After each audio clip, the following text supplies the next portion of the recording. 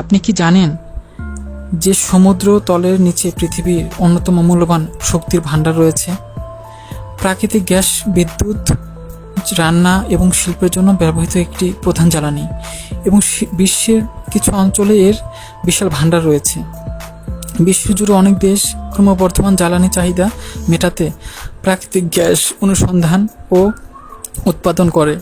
এই মজুদগুলো প্রায়শই ভূগর্ভের গভীরে বা সমুদ্রের নিচে পাওয়া যায়, যা নিরাপদে উত্তোলনের জন্য উন্নত প্রযুক্তির প্রয়োজন হয়।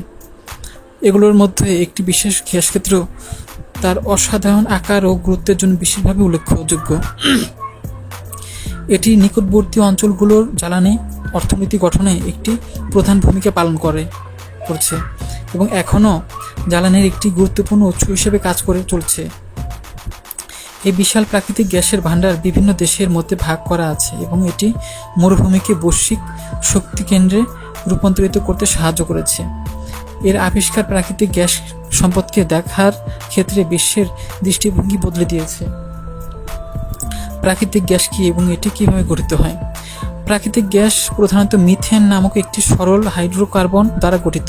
এটি লক্ষ লক্ষ বছর ধরে প্রাচীন মহাসাগরে বসবাসকারী ক্ষুদ্র উদ্ভিদ ও প্রাণীর দেহাবশেষ থেকে তৈরি হয়। এই জীবগুলো মারা যাওয়ার পর তলদেশে জমা হয় এবং বালি ও কাদার স্তরের নিচে চাপা পড়ে যায়। সময়ের সাথে সাথে তাপ ও চাপের প্রভাবে এই জৈব পদার্থ প্রাকৃতিক গ্যাসে রূপান্তরিত হয়।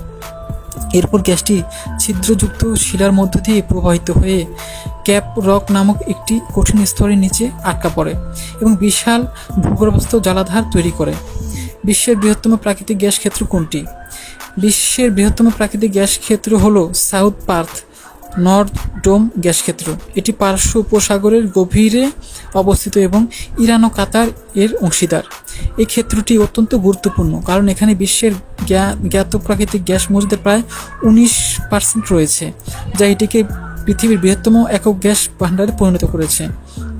বৃহত্তম গ্যাস ক্ষেত্রের মূল বৈশিষ্ট্যসমূহ: সাউথ পার্স নর্থ ডোম ক্ষেত্রটি আয়তন ও সম্পদে বিশাল।